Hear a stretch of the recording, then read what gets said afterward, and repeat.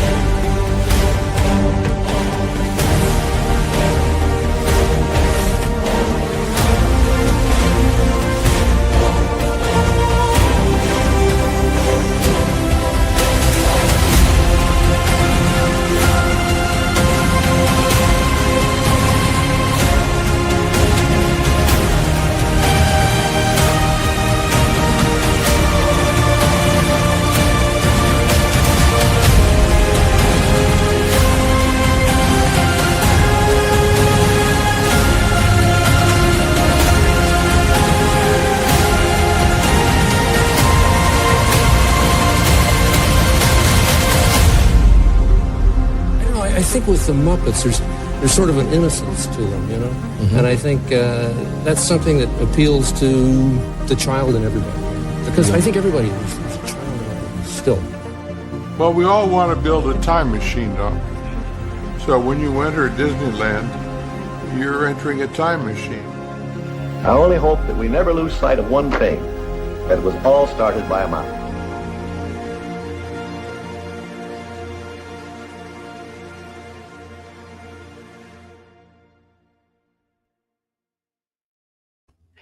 Hey everybody, we are back. Thank you for being here. I could just watch that intro over and over again. I realized I made it, but it's a fun intro because it really shows the history of the parks and the attractions, and I hadn't seen it in a while. So thank you, Debbie, for saying that in chat. It's very kind of you.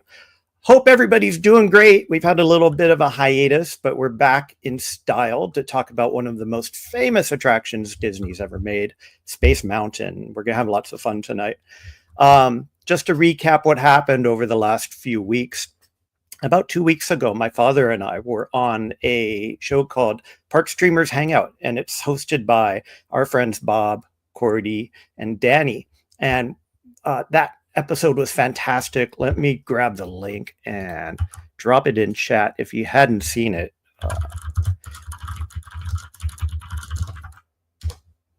This was really fun because not only did Dad and I get to participate on something together, which was a fantastic Father's Day present, it was a great interview too, if I may say so myself. Dad went into a lot of great detail into various aspects of creating Epcot and all the other things he's been involved with. So first and foremost, thank you, Dad, for agreeing to do it. I had a ball. I had a great time. And I hope that everybody who watched it got something out of it too. Other than that, not much going on, just a lot of work and personal life type of stuff. So I appreciate your patience while we had a little hiatus, and we're raring to go with more attractions. So let me tell you a little bit about our show in case you hadn't seen it before. Our mission statement is to unveil the magic behind theme park attractions, exploring their creators, their immersive worlds, and the moments that keep us coming back, with your voice shaping the journey. And it really is a communal effort. I know people who have talked about this show on other channels have really mentioned and talked about the idea of everybody chiming in. And that's really what I wanted to accomplish here. Anybody can go on a webcam and just rant for an hour. I do that sometimes. I love to rant, but in this case, I'm really interested in your feedback and to see if what I'm proposing here kind of makes sense in terms of teasing these attractions apart and see if they work. let's take a little trivia question first before we get started. For those of you who are in chat, think about the following question.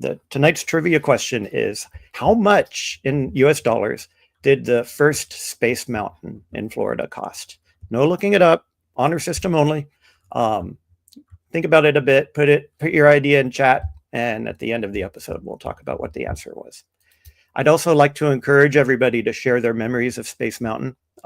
This has been a ride that's been around literally 50 years. So there's a lot of memories and a lot of great experiences that people who have visited the park have of this attraction. And of course, I will continue posting this, but please do contribute your voice. We do have a website, grandmiraculous.com. Again, there's no and, just grandmiraculous.com. And the entry code tonight is the same code that I teased on social media. It is HNCH, and you might know what that means. We'll talk about that in a bit. For the moment, I really want to say hi to everybody in chat. I'm so grateful to see so many great names in here. Let me say hello to the first one in was Mattercam Matt, who couldn't make it. Hi, Matt, if you're listening to this on replay.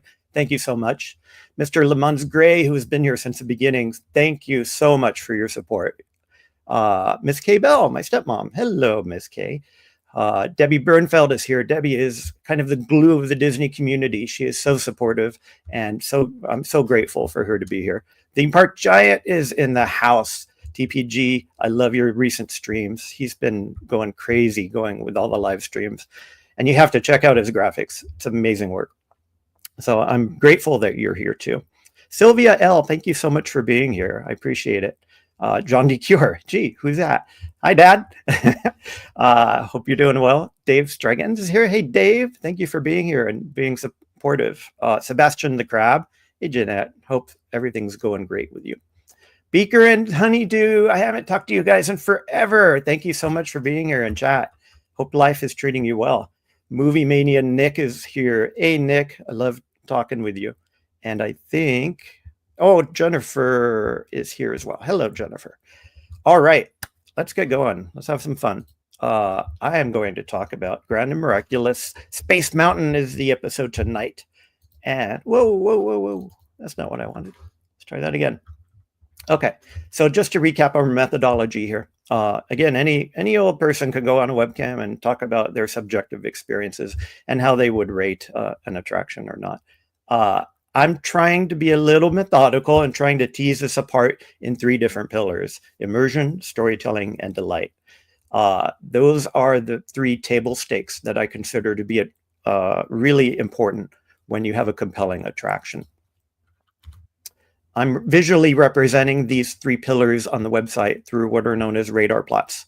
It's a fancy term, but long story short, we're basically filling a triangle. And the more triangle that we fill with blue, the better the score is. And like I say before, this is not a monologue, even though it sounds like one. I really need your voice. We're doing this together, and we're exploring these pillars to see if they make sense. Maybe we'll remove one in the future. Maybe storytelling isn't so important. Dad, don't hang up. I'm joking. But there may be some other pillars out there that we're not thinking about, and maybe those pillars might be important.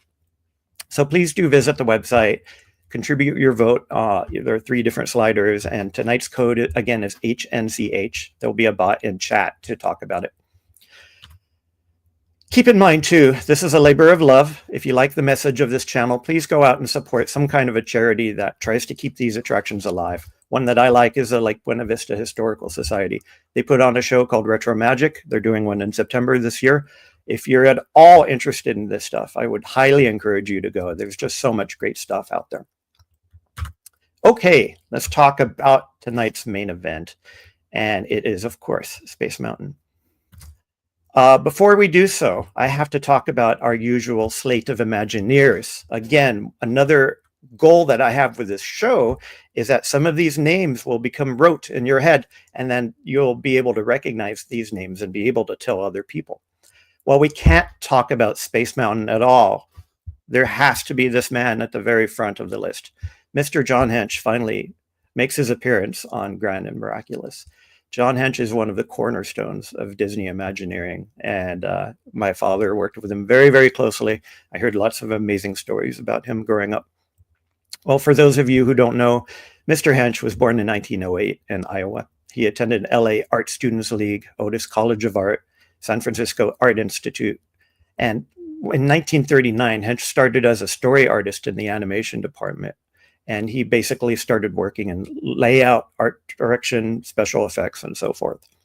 He was really respected by Walt himself as one of the studio's most gifted artists, which, if you can think about the slate of talent in that place, is quite a compliment. Eventually, he moved to WED, which of course became Imagineering, and he worked on 20,000 Leagues and innumerable number of attractions, including Space Mountain, which we'll talk about tonight, Mickey Mouse Revue, Carousel of Progress, and It's a Small World. So you'll hear a lot about John Hench tonight. Marty, of course, has a hand in the creation of Space Mountain as well.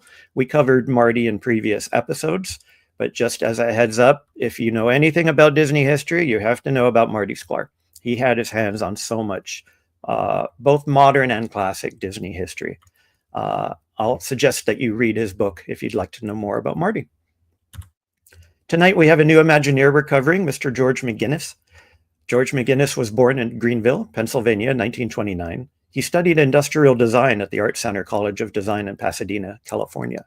Now, one thing that's interesting about George is that he was the last Imagineer personally selected by Walt. So when he passed away, sadly, he was the last person that Walt specifically picked to work in the studio. George contributed to Space Mountain, Carousel of Progress, People Mover, the Monorail, and Horizons. Hey, guess what? We get to talk about this guy finally. Who is this guy? So I get to embarrass my dad a little bit. Yes, my father had a hand in Space Mountain. And for those of you who don't know him, he was born in 1941, son of John F. DeCure Sr., legendary production designer who had 3 Academy Awards to his name. He attended USC Architecture and was a design intern on the set of Cleopatra. He worked with DeCure Sr. on Ghostbusters as art director and became production designer for lots of other movies like Top Gun, Turner and Hooch, and Sister Act 2. Disney related, he was a project designer for Epcot, Spaceship Earth, Communicore, as well as a designer for many other attractions like Muppet Vision 3D, Alien Encounter, and so forth. And I look forward to bringing Dad on the show when we start talking about some of those attractions. So, okay, Dad, I hope you're not blushing enough. Finally, I want to respect Mr. Bill Watkins. Bill was responsible for a lot of the technical challenges of Space Mountain. And a lot of these people who really worked behind the scenes and making sure that the math got right usually don't go respected or at least acknowledged. So I wanted to throw a slide up here for Mr. Watkins. He worked in aerospace and space simulation projects in Wright-Patterson AFB, Goddard Space Flight Center, and the Manned Spacecraft Center. Quite a resume already. He joined Disney after seeing a small ad in the LA Times for someone to design amusement rides. He spent 2 decades at Disney Imagineering from 66 to 85, and he worked on Big Thunder Mountain Railroad, the People Mover, and designs for the openings of Epcot and Tokyo Disneyland. So that's our slate of Imagineers tonight. Quite a number of people, and let's start talking about the story. Before I do, let me jump back into chat and say hello to everybody. Mr. Pete McDevitt, I would not be here if it weren't for you, sir. Thank you so much for being here. Everybody say hi to Pete. Mr. Fire Dragon 57. It's me, David T is here, and other friends, thank you so much. Theme Park Casual is here. I just talked about you. Danny and Bob and Cordy had a wonderful chat with me and Dad about 2 weeks ago. And another amazing episode yesterday with Eddie Sato. If you haven't watched it, please go and watch it. Guy did fantastic. So both Danny and Bob and Cordy and Pete, they're just pulling out so many great interviews lately. I'm so proud of all of you guys, and keep it up. Okay, going back to the attraction. Facts and figures. There are 5 instances of Space Mountain around the world, so it's quite a popular ride. Magic Kingdom opened in 75, Disneyland opened in 77, Tokyo Disneyland opened in 83, and it opened at the same day the park opened. Disneyland Paris opened in 95, and Hong Kong Disneyland opened in 2005. There is no Space Mountain in Shanghai, and we'll talk about that a little bit later. Space Mountain is interesting because it's one of the few attractions that actually opened in Walt Disney World first. Because Walt Disney World, of course, was created and built after Disneyland. A lot of the Disneyland rides were seated in Disneyland first, and then they were brought over to Disney World. Space Mountain is a rare example of the opposite, where it was created in Florida first and then brought over to Disneyland and the other parks. So where does this idea come from? Let's talk about the story behind it a little bit. Well, when Disneyland opened in 1955, of course, it was a big hit. It was a huge hit. There's no underselling that. However, Tomorrowland was a bit of an odd duck. It was very inspirational, but it was lacking in certain ways. People who visited Tomorrowland in 55 kind of got the sense that it was more like a corporate exhibition more than anything. When previously, when we talked about adventure through inner space, we talked about the Hall of Chemistry, Monsanto's involvement in Tomorrowland. So think about going through a land with these kind of heavily corporate sponsored exhibits, walkthroughs, things like that. There's nothing wrong with that, don't get me wrong, but it's far from what we consider today to be a typical Tomorrowland experience. One of the few attractions in Tomorrowland was an attraction called Rocket to the Moon. Those of you who have been on Mission to Mars may recognize the structure. It's basically a bunch of people in a circle pattern looking at screens on the bottom and the top of the room. It was very simple, but it set the stage for the connection between Tomorrowland and space travel. Well, Walt really wanted to complete Tomorrowland. So in 1959, he added 3 new attractions. There was a submarine voyage, there was a monorail, which was a collaboration between Disney and Elweg, and the Matterhorn bobsleds that we talked about previously. So as the park grew up and Tomorrowland started adding more attractions, the allure of space travel in the 60s was hitting hard. As everybody knows, during the 60s is when we went to space. Kennedy gave his famous speech, blah, blah, blah. So there was natural resonance between what was happening in Tomorrowland and what was happening outside the park in terms of just sheer culture. Here's a look at what Tomorrowland looked like. Let me get rid of my mug here. You don't need to see that. But it looks a little bit different from what you see today. You have the clock in the middle and the rocket to the moon in the back. And yeah, you have the corporate pavilions on the left and right side. Over here, let me click through. Here's a better picture of Rocket to the Moon. Fantastic rocket. I love the design of this building. It's all curvy and whatnot, and it really catches your eye. So that was basically it. Of course, we have to talk about the flying saucers someday and all the other fun early Tomorrowland attractions. Well, when time came when we did the 1964-1965 World's Fair, a lot of those investments helped seeded a lot of experiments and a lot of attractions into what was called New Tomorrowland, planned for 1967. So when 1967 rolled around, more attractions got added to the mix. The rocket jets, which everybody may remember, on top of the People Mover platform. Carousel of Progress, of course, classic. And the People Mover powered a very kinetic Tomorrowland. So about this point is when Tomorrowland started really moving, really started becoming a kinetic experience. Unfortunately, we don't see much of that today, but you can imagine yourself at the time looking around and just seeing so many things just moving and whatnot. Here's a picture, a fantastic picture of Mr. Herbie Ryman made. I love this painting so much. I could just stare at it for hours. The colors are amazing. And this is what Disneyland, Tomorrowland looked like at the renovation. And some of you may remember from your memories what it looked like here. So at the time, Disney and John Hench got together and they started to plan out an indoor roller coaster through outer space. Walt really wanted some kind of a space travel, exciting attraction. Originally, he came up with an idea called Spaceport, where he really wanted to send guests out into outer space.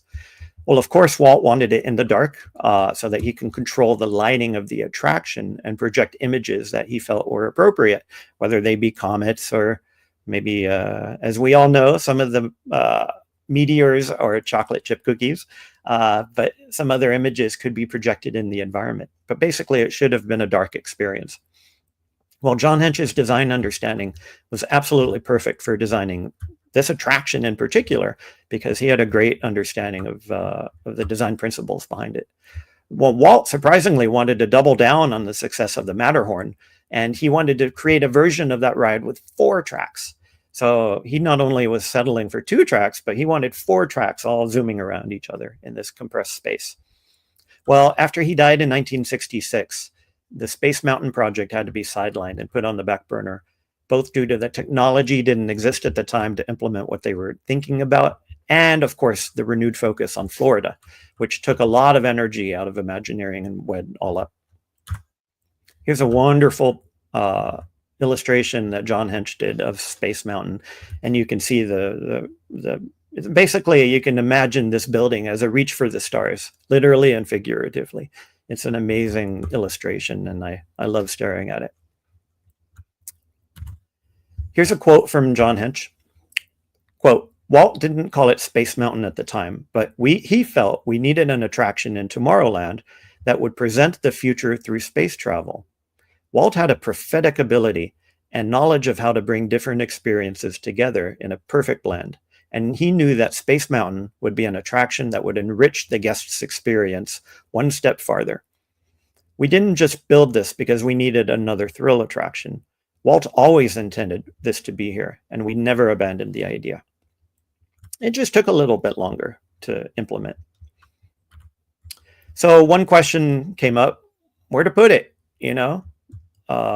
because this was in Florida. Magic Kingdom, thankfully, is huge compared to Disneyland. There's no berm, right outside the park. If you take a few steps outside the park, you end up in suburbia in Anaheim, in Disneyland. Well, you didn't have that problem in Florida. So they were able to actually put Space Mountain outside the train tracks. I'll talk about that in a little bit. Another interesting aspect about why they wanted to go with Space Mountain and where to essentially integrate it with the existing experience is that Disney was really surprised how many families brought older siblings to the park. Disney expected, small children and people who love the parks and experiences, but they were surprised how many teenagers actually showed up. So they realized they needed to add a few more exciting attractions to the mix. Well, of course, none of these things are free, and finding a sponsor became paramount. Basically, the idea behind it is this thing's going to be very expensive. We need to find some money to defray the cost. So John Hench, Marty, and my dad, they worked very hard to find a sponsor for the attraction. Well, it turns out that electronics company RCA bought in, for those of you who remember RCA, and they invested $10 million into the project in exchange for promotion. Some of you may remember RCA's famous dog, the one who stares at the gramophone. That dog is named Nipper, and they brought Nipper to the theme park. They put him in a very slowly rotating flying saucer in front of the attraction. So you can see a picture of it there on the left.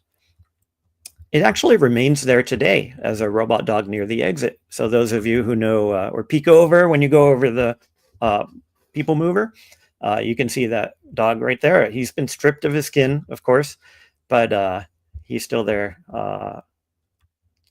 saying hi to everybody on the attraction. Now, this meeting with RCA needs a few comments. Normally, you don't have any kind of intrigue or any kind of problems when you're addressing a corporate sponsor. Now, as background, Disney had an agreement with RCA in 1970 to do infrastructure communications all across the park. So they were a natural idea for someone to go after. Well, it turns out that if Disney came up with an attraction that met their needs, they were willing to spend up to $10 million, which is a big chunk of change at the time. Now, the original pitch made to them was a version of Mission to Mars with a computer tie-in, because at the time, RCA was involved in computer manufacturing and components. However, unfortunately, the pitch meeting went very poorly. There were a lot of AV issues. Those of you who are on Zoom and Teams calls can probably sympathize. And it turns out that the RCA CEO, Mr. Robert Sarnoff, he couldn't hear the presentation and he couldn't see the materials. And he said, "Who are these guys? I don't know who I'm talking to."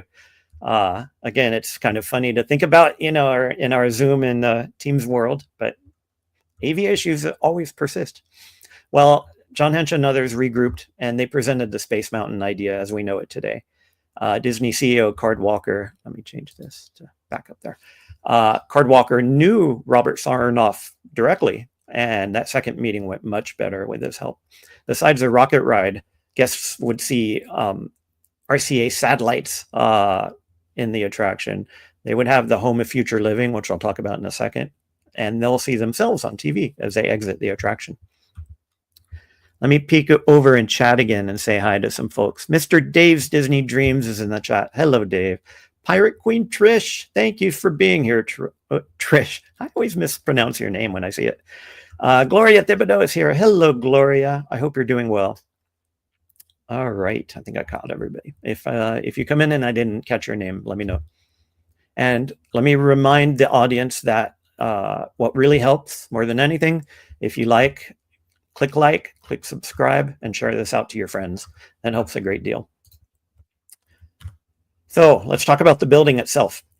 Space Mountain is big. There's no underselling that. Anybody who's been to Florida realizes how big of a behemoth this thing is. It covers 10 acres of land, 4.5 million cubic feet of interior space. It was 183 feet tall, just 6 feet shorter than Cinderella Castle. So you can imagine if you put the two together, they would look very, very close in height. Engineers selected precast concrete and steel T-beams for the main roof structure. Now, here's one thing interesting about John Hench. And I forgot to do this earlier. If you have any book in your library, it should be, I can't show it. There we go. It should be this one, Designing Disney by John Hench. It's a fantastic book that talks about all of the design ideas that he worked on. Not only does he have some fantastic illustrations, but he actually talks about the theory behind it too, which is, it's just catnip to people like me. So I strongly recommend that book. Hashtag not a sponsor, but if anybody is a self-respecting Disney geek, I strongly suggest that you go get that book. Anyway, inside it, John Hench talks about the story of creating this building, and he insisted that the beams be outside the building. Normally, when you have structural steel T-beams, they're inside so that you could put a roof on top.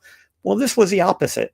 And the reason why he wanted the beams on the outside was so that the interior could be a smooth surface that they could project stars and comets and other pictures on. You can imagine what it would look like if the T-beams were actually inside. All of the projections would look a little bit distorted. So that's how we came up with the famous look of the Space Mountain building. Now, of course, like I mentioned, this was one of Disney's biggest show buildings ever. So it actually had to be built outside of the park's railroad. So when you enter the attraction in Florida and you go through what's called the Star Tunnel, you're actually going underneath the train tracks, and then you're entering the building from there. Of course, the People Mover goes on top of the train tracks. So here's his famous picture of John Hench's famous illustration. Again, let me get rid of myself. You don't need to see me. It's just a fantastic illustration. Another quote from him: "I work to achieve efficiency in the design by using the support beams on the exterior of the structure to create a forced perspective that gave the building an appearance of greater height." Remember forced perspective, we talked about that last time. It's where you build things progressively smaller as you go up, because when you're standing there looking at it at ground level, it looks much taller than it actually is. So you'll see this theme over and over and over again. Here's a picture of it being built. I love this picture because you can easily fill in the gaps in your mind's eye about where the T-beams would be and so forth. And it looks like, if you squint, it almost looks like Space Mountain itself, but obviously there was a lot more to be added. And it kind of gives you a sense of scale in terms of how big this thing is. Here are the T-beams being attached. Again, another great picture. And here's a picture of Space Mountain itself. Now you notice that there's actually a pretty big building underneath the roof. So when we think about Space Mountain in our head, we usually only think about the roof. Well, there's a huge building underneath too, and that had to be there for many reasons. Of course, it had to contain the ride and so forth. But the actual Space Mountain building, you can think of it as a cylinder with our famous roof on top. Here's a fun picture of the opening, kind of teasing people in teasing them that, hey, the dedication ceremonies of Space Mountain are coming soon, January 15th, 1975 at 2 p.m. So if we ever get a DeLorean and we want to go back in time at some point, I would suggest we go there. Let's talk about the track a bit. The track was a very, very complex project. As you can imagine, it's hard enough to design a roller coaster. You know, Theme Park Giants in the chat, Thad and I talk about roller coaster design all the time. It's hard enough to get it right if you have unlimited space. But if you're confined inside a building, it becomes much, much harder. So Bill Watkins, the Imagineer we talked about earlier, he realized that he couldn't do this by hand. He really needed a computer to calculate the proper curves and the smooth transitions needed. Let me go geek for a second and talk about roller coaster designs. Some of you may have heard of Wild Mouse roller coasters. And these are coasters that are very enclosed and very tight quarters. And they don't have any curve to the track. Basically, it's a flat track. So these coasters, they can fit in a small space, but they don't have any kind of curvature to it to make the ride smooth. Obviously, that would not have worked for Space Mountain. But what they really wanted was really proper curves on the tracks to simulate the experience of zooming through space. Well, in order to solve this problem, he got a dial-up modem communicating with a mainframe in Omaha. Keep in mind the year here. This was the early 70s. And Dave Snyder actually taught Bill Watkins how to program in 2 days so that they could calculate some of these things. So he worked with Arrow, which is a famous construction company. They finally concluded that a 4-track coaster just wouldn't fit in the darn thing. So he proposed a 2-track coaster, which ended up being the attraction that we know and love today in Florida. Roger Brogy, who we've talked about before, he actually insisted on using the Matterhorn chassis because, hey, it worked in Disneyland. Let's reuse it for Florida because it's a known good thing. And he started laying out the course. He used what's called a pure gravity design, which means that there's nothing pushing you along once you've done that first drop. It's all gravity from the top of the ride. Now, it did have elevated block zone stations. So if a vehicle was late coming into a zone, the vehicle behind it would stop at an elevated position where it could coast into the station after that. And I do want to give a hat tip. A lot of this information comes from some great websites if you haven't followed them, like Tomorrow Society. Progress City USA is fantastic. There's all kinds of great information out there. So I wanted to tip my hat to them. Popping back into chat, Monorail Molly is here. Hello, Jen. Thanks for coming. I appreciate it. The opening in Florida was a grand event. It opened in January 15th, 1975 as an official launch of Tomorrowland. Of course, Tomorrowland was open before when the park opened, but this was kind of the big hurrah. This was the official launch. They had balloons, they had marching bands, they had people walking along the people mover, what do you call it, balconies, playing music. They basically have massive opening festivities. Now on one of the first trains or one of the first cars that were dispatched was actually Colonel James Irwin, who was a pilot of the Apollo 15 lunar module, which was pretty cool. And here we have the answer to the trivia question. The total cost for this single ride, just one ride, is $20 million in 70s money, which is a big deal. In contrast, just to put it into perspective, the entire park, Disneyland, cost $17 million. Now, granted, it's $1955, but still, this attraction was a biggie, both from a budget and a literal big perspective. Here's a great picture of the opening. We have some astronauts who joined in. There was Gordon Cooper, James Irwin, who we just talked about, and Scott Carpenter. And along is the RCA CEO that we talked about, Robert Sarnoff, and of course, Mickey Mouse. He helped open Space Mountain at Magic Kingdom on this cool-looking lunar vehicle. Of course, it was an e-ticket ride. Would it be anything else? The way it was designed and the way in which it were presented, definitely an e-ticket. And you could see one of these early Magic Kingdom e-tickets attractions.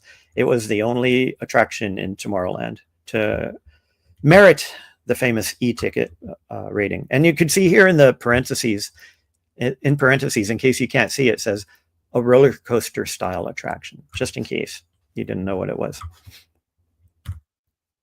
Now, the ride itself is very much like the Matterhorn bobsleds, at least the one in Florida.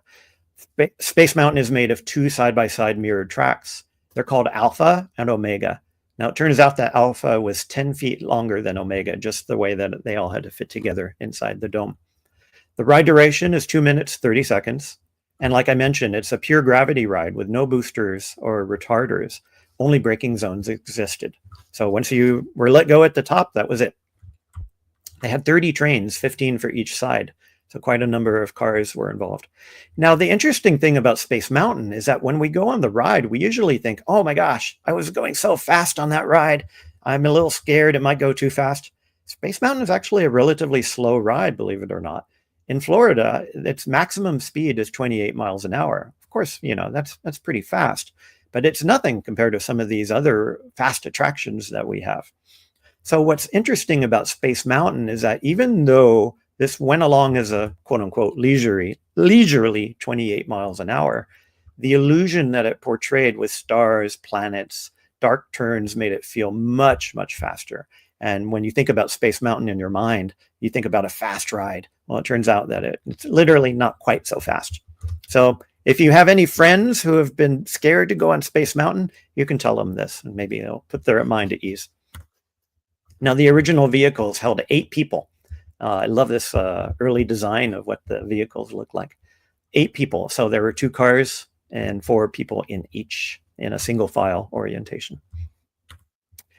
Space Mountain has another nice gold medal to its name. It was the first computer-controlled roller coaster in the world. Now, this was a huge groundbreaking innovation in 1975. The reason why they wanted to have a computer control this thing is that it used unique braking systems and scales so that the computer could tell exactly where every car was in the ride. And what this allowed it to do was to launch cars and to manage the distance between cars. So it didn't require, you know, a lot of training for the poor cast member who has to push the green button. All of this was managed via use of computer.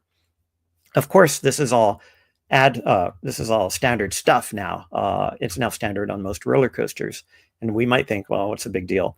Back then, it was a big deal. And the ability to actually manage and mediate how these cars go through the attraction was a huge deal. Gotta talk about the outro, because this was a huge part of the attraction. When you were done riding the roller coaster, you hopped on a Goodyear Speedway, which is a little rubber passageway that you stand on and it moves you. And it brought you past the Home of Future Living. This was an experience that was part of the RCA sponsorship. It actually debuted with the attraction until it was removed in 1985. What happened is that guests were boarding a moving walkway after the ride, from which they were able to view different parts of the Home of Future Living. If you think some of this is similar, maybe either to Carousel of Progress or Home of the Future in Disneyland, well, it is. It's a very similar idea. This kind of experience demonstrated how new technology would affect the lives of the average family. In fact, some of you know Horizons very well. We will talk about Horizons at some point. The idea here was very similar. There were some very seminal ideas about what kind of portrayals we could have to inspire people as they make their way out of the attraction. I do need to embarrass my father a little bit. This is one of the experiences my father worked on. And this was one of the early things that landed on his desk. So I'm appreciative for your work, Dad. Where did this idea come from? Well, when the shift was made to prepare some kind of a experience for the guests after the ride, Marty asked several Imagineers, including my dad, including John Hench, to take a crack at the concept rendering. You can see above here on the top of the screen, this gorgeous, gorgeous rendering from John Hench. And a lot of it had to do with creating this kind of environment and this inspirational idea of what this world might look like.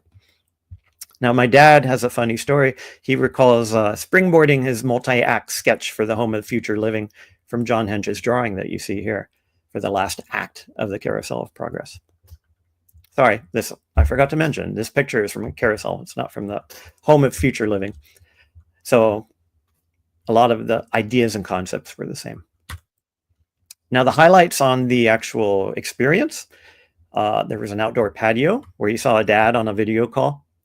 There was a nursery where you had some clown cam monitors watch a baby across home screens.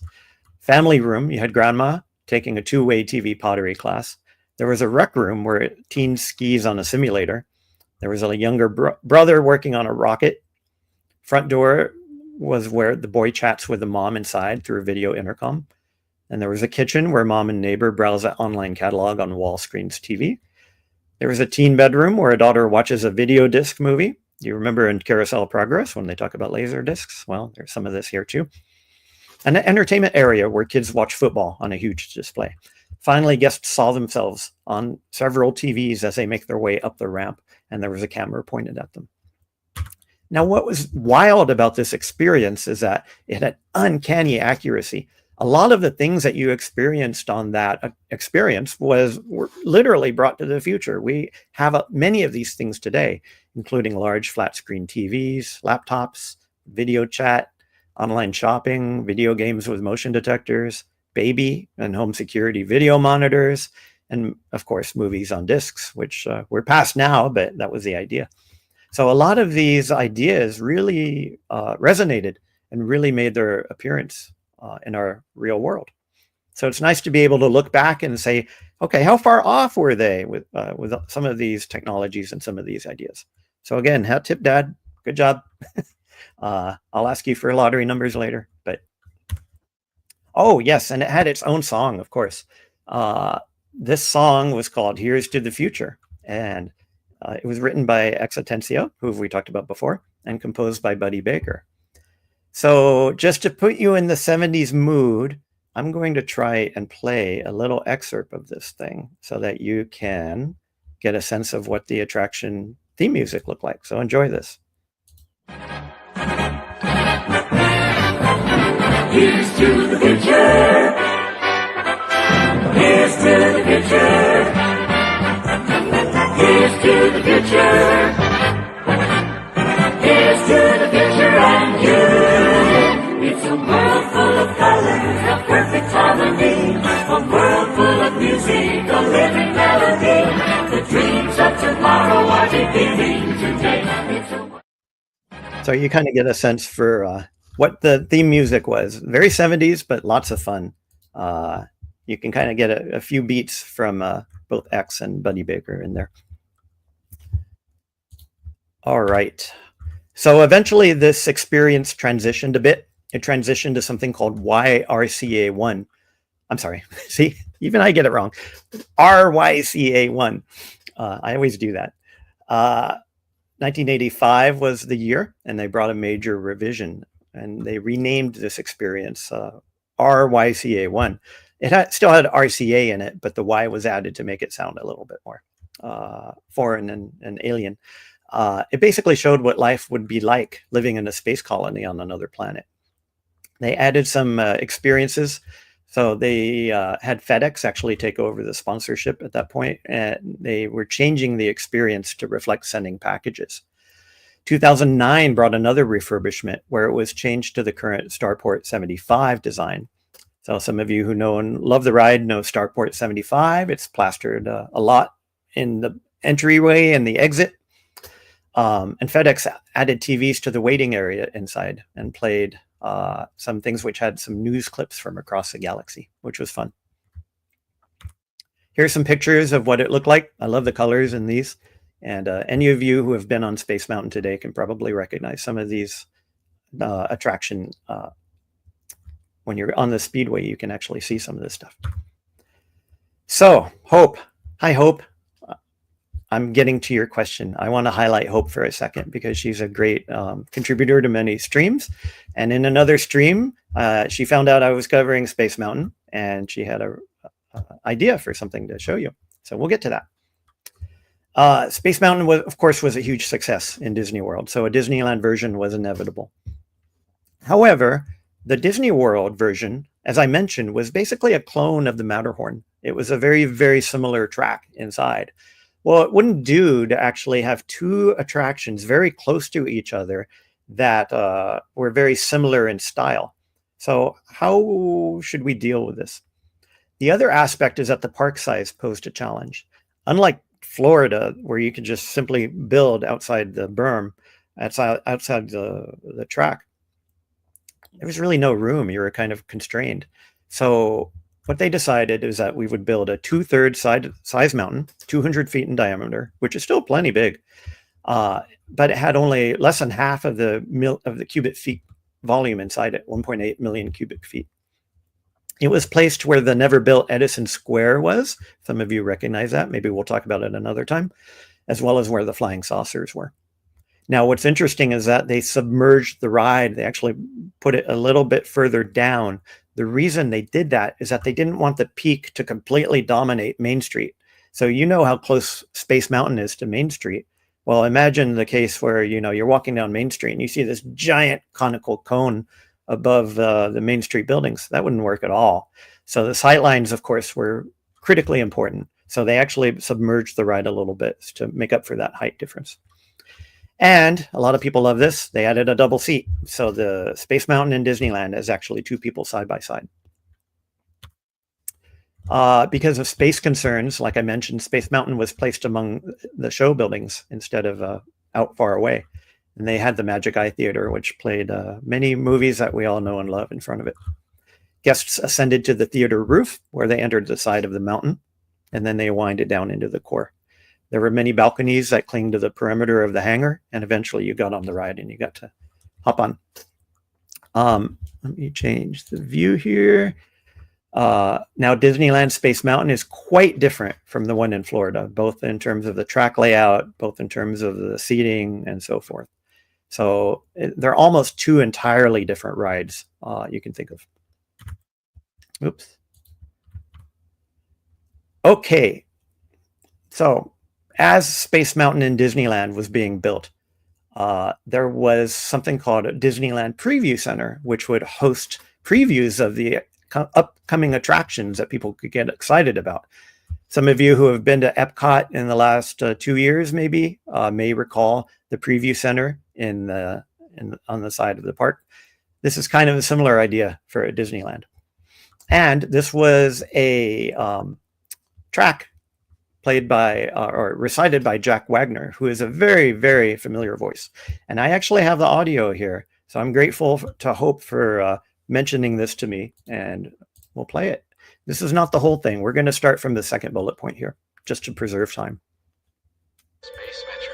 Go ahead. You and your fellow astronauts board rocket cars on the space station launching platform, orbiting high above the Earth.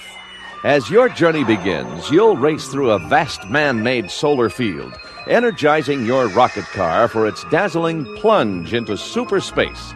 Hold on tight. You're on your way as you blast off into the void of the universe.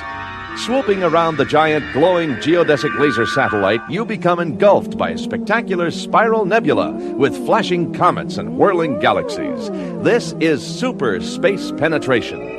At Walt Disney World in Florida, guests are already experiencing the sensations of a Space Mountain adventure. You will share these sensations when Space Mountain opens at Disneyland.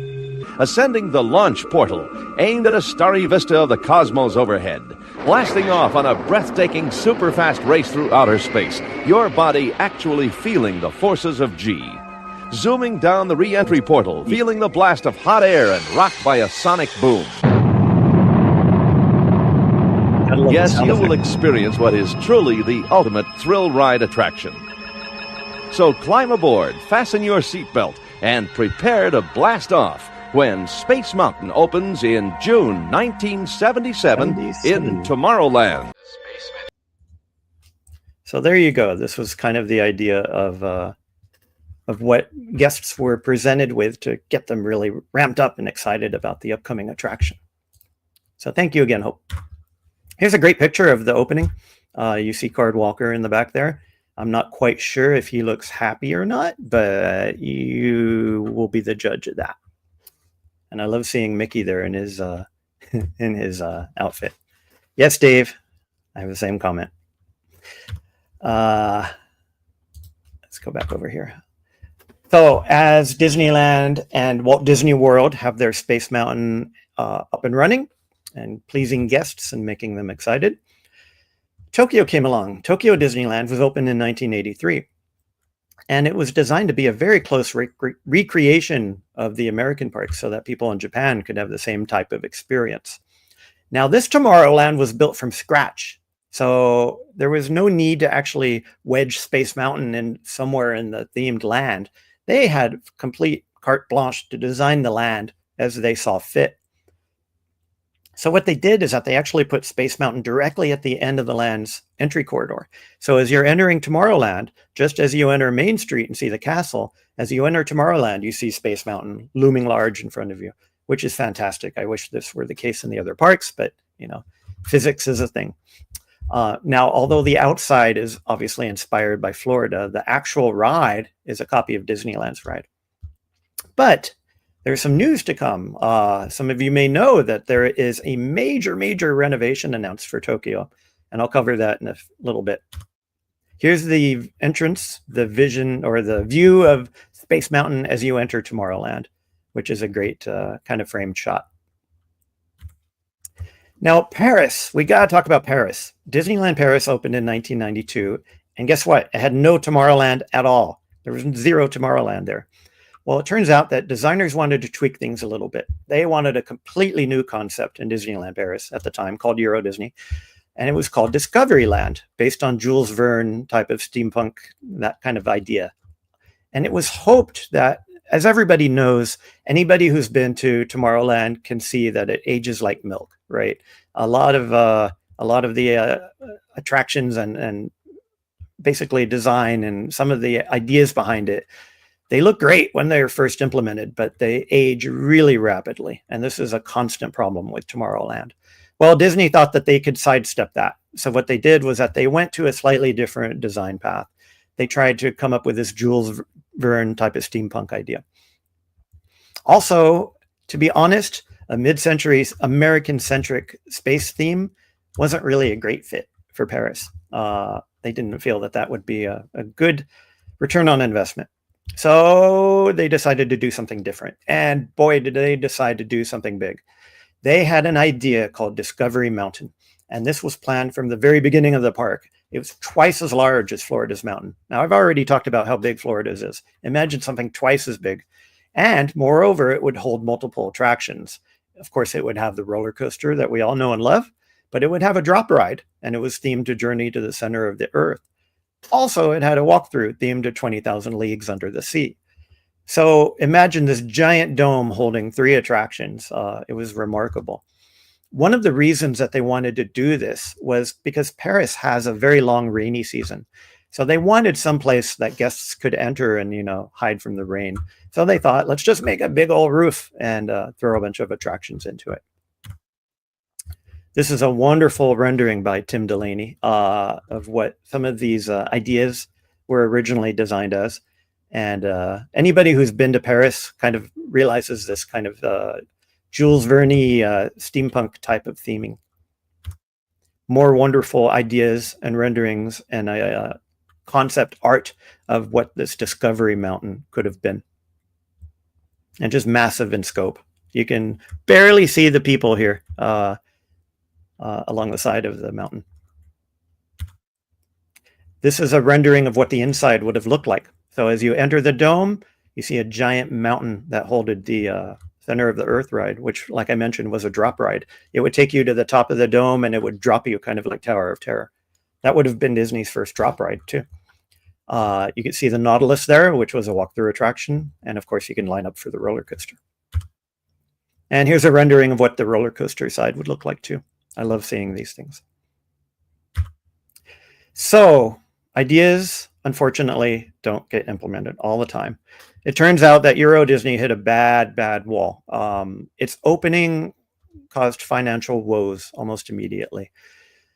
and it didn't have much demand in the park. We could have a whole postmortem about Euro Disney and Disneyland Paris, but I'll leave that aside for now. Long story short, Disney needed to add attractions really fast to spike demand for the park. So what they did was that they scaled down this idea of Discovery Mountain, but they retained its Jules Verne type of design and idea. So it opened in 1995. It is a launched roller coaster. So unlike the other Space Mountains, you actually launch outside the dome or outside the roof, inside what looks like a rocket, and then you're launched into the top of the dome, and from there on, you're in the coaster. That was amazing because it was the first ride that you really launched outside and you entered the dome at that point. The other thing is that it had 3 inversions, which is a first for a Disney park. No roller coaster had any point where you actually turn upside down. So it was a pretty intense ride. In 2005, it became what's known as Space Mountain Mission 2, and it had its own Michael. I always mispronounce his name, but he's one of my favorite composers. Giacchino, I think, score. He's an amazing composer, and he has some Space Mountain tracks that are wonderful to listen to. In 2017, it permanently became Hyperspace Mountain. And of course, here's a look of what it looks like. We all know and love it, who have been to Paris. And yeah, you get launched outside, just like the famous old attraction with the capsule in the eye, or the famous old movie with the capsule in the eye. That was a nod to that. Talk about Hong Kong a little bit. Hong Kong opened in 2005, and it is the smallest of the Disney parks. Despite omitting lots of other fan favorite rides, it does include Space Mountain, which is interesting. You would think when you're compressed on size, maybe Space Mountain might be left aside, but it turns out that they added it just as well. Like Tokyo, it's a duplicate of California's. Now, they had some new technology along the way, so they were able to innovate some new type of reskins or rethemes that apply to the attraction. Some of you may have ridden Ghost Galaxy, which is a reskin of Space Mountain themed for haunted stuff during Halloween. Well, Ghost Galaxy originated here in Hong Kong, and it was brought to the other parks. Here's what Space Mountain looks like in Hong Kong if you haven't seen it. We have our standard dome with with all of the struts outside, but you have these wonderful small little flying saucer type of details along the top, which I like. Now, what about Shanghai? Well, Shanghai has no Space Mountain at all. And the reason why is that when they were building the park, they had agreements that the park would feature new attractions that were exclusive to Shanghai. This is one reason why Tron Light Cycle Run was created, was that they knew that they needed a big attraction for Tomorrowland, but they couldn't use Space Mountain. So they created Tron there. And of course, everybody knows they copied Tron over into Florida as well. And what's interesting in Florida is that both attractions are right next to each other. And it's a lovely little mix because you have the angular design of Space Mountain and you have the curvy design of Tron right next to it. And it's wonderful to look at. There were multiple overlays laid on top of the attraction as well. There was Rockin' Space Mountain in Disneyland 2007, Ghost Galaxy, which we talked about, and of course, the famous one, Hyperspace Mountain, which was a Star Wars themed overlay. Those of you who have been on it know that when you're riding the ramp, you kind of get the sense that you're going through hyperspace. And then there are lots of X-Wing fighters and whatnot chasing you inside the dome. Well, that debuted in Disneyland in 2015. It was brought to Hong Kong in 2016, and it actually became permanent there in both Hong Kong and Paris in 2017. So you have no choice anymore. If you go to those parks, you have to experience the Hyperspace Mountain version of Space Mountain, which is not a bad thing. It's a fun ride. I got to talk about the soundtrack. The soundtrack is something that was added much, much later. Let me move myself out of the way so you can see here. Now, originally from 1975 to 96, those 21 years, there was no music at all on the attraction. In 1985, George Wilkins composed a song called We've Come So Far, and you can go listen to it online. I'm not playing these music tracks for obvious reasons. Don't know if I have permission, but I'm going to avoid tempting fate this time. I have, however, put these tracks on the playlist for Grand and Miraculous, so you can actually listen to some of these tracks yourself. And of course, once you do, you'll probably instantly recognize them. Well, in 1996, Eddie Sato, who we talked to, we heard from yesterday, in fact, on the Park Streamers Hangout. Go watch that interview if you haven't already. It was wonderful. He convinced Aaron Richard and Dick Dale to make onboard music on the ride itself, based on Carnival of the Animals, of all things, by Saint-Saëns. So to have this guitar riff doing Saint-Saëns, it was on the ride itself, was such a crazy, wild idea. Eddie was able to push it through, and those of you who have ridden it can probably attest to the fact that it's a great score. Well, in 2005, Michael G, he composed a synchronized score himself for Disneyland, and it's a wonderful score you can listen to offline. For Florida, Mike Brissell created a little ditty called Mount Bop for Walt Disney World, and he modeled his on the Disneyland version. Now, of course, the overlays themselves have their own themes. Ghost Galaxy has a theme, Hyperspace Mountain, obviously, John Williams. But for the quote-unquote normal version of these rides, that was a history of the music on there. And like I mentioned, I put all of these on the playlist if you'd like to listen to them. All right. Now, there have been some changes over the years. In 89, Space Mountain got new 3-seater vehicles. 92, there were some new exits created that exited through a gift shop. At 94, FedEx took over sponsorship. Now, in 2004, the sponsorships dried up entirely. There was no more sponsorships since 2004. In 2009, they had a major renovation and they added new 6-person vehicles that you see here. There are some fun Easter eggs on Space Mountain. Of course, many of you know the big display when you enter in Florida is called Starport 79. That's, of course, a reference to 1975. And on the side of that sign, you see some active Earth stations. And it actually gives a location of all the other Space Mountain parks around the world. Further, as you get down the queue, you see a map, kind of a cosmic galaxy map. And you see a reference to something called Disney's Hyperion Resort. Well, that's a hat tip to the original Disney Brothers studio on Hyperion Street in LA. And as you're going up the lift track, you see a spacecraft in the middle. And there's a code on that space track. It's called HNCH. And of course, those of you who know by now, that's a tribute to John Hench. And it has the year that the ride opened, 1975. Now, let's talk about Tokyo for a second. There is a huge renovation plan for Tokyo. It's planned for 2027, and it's a completely rebuilt Space Mountain. What I love about this design, you can see the design on the right. This design really harkens to John Hench's original illustrations with kind of the flowing reach for the cosmos type of design. I'm really looking forward to this implementation.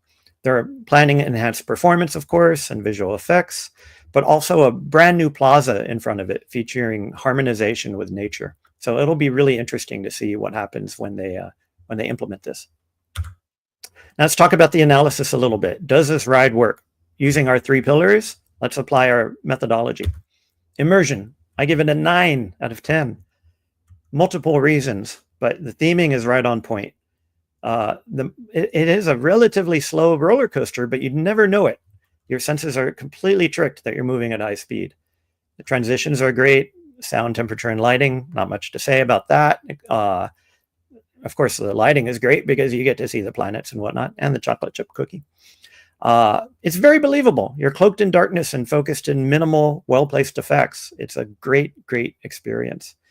It's very consistent with the rest of Tomorrowland. There are no jarring themes or out-of-place things that breaks the spell. Surprises, of course. You're in darkness. You're in total darkness. So you have sudden turns and whatnot. Visual effects are simple, but they work. You have streaking orbs of light and the famous chocolate chip cookie, like I mentioned. The integration is great. And the queue is fantastic, too, because you really get a sense that you're boarding a ship for outer space. Storytelling, I give it a 7. A little bit lower, but still pretty good. The idea behind Space Mountain is, well, you're going to space, right?